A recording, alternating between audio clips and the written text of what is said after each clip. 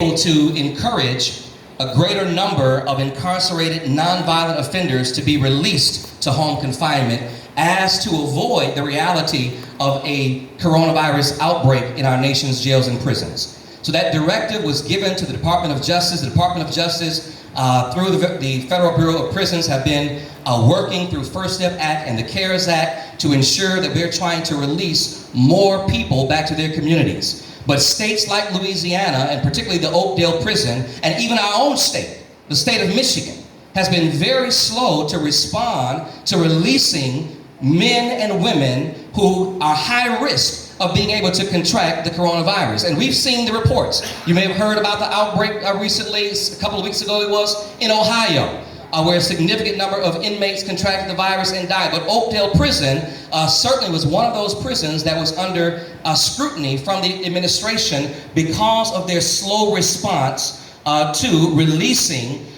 individuals who were nonviolent offenders and were high risk. And as a consequence, Mr. Kilpatrick, as I noted before, he received a letter on April the 17th from the warden of the prison, who notified him that he was a high-risk inmate and he needed to take extra precautionary measures to keep himself safe as well as the other staff and inmates within the prison.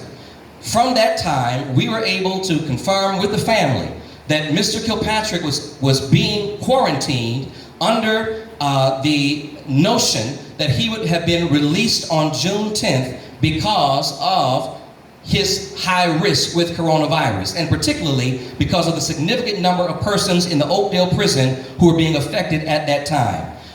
From the time we released that story, it became a national story, and then all of a sudden, the Federal Bureau of Prisons met on Tuesday and then decided to review and deny Mr. Kilpatrick to be released on compassionate release. And so we have been in conversation with the Attorney General of the state of Louisiana, as well as the Congressman Clay Higgins, who oversees that district, and we're all working collaboratively to get down to the bottom of what really transpired there in the Oakdale prison, and why is Mr. Kilpatrick, why is he even in quarantine now if there's no expectation for him to be released? And we also want to know, if he is a high-risk factor, how many other inmates are in that category, and what are the prisons doing to make sure that they're not being further exposed to risk of COVID-19? You said his roommate was diagnosed with COVID-19. His roommate was diagnosed and died from COVID-19. So has he been tested, Kwame, himself?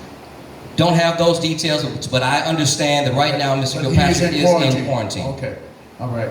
That's very important, pertinent information for us. Anyone else have a question for Pastor?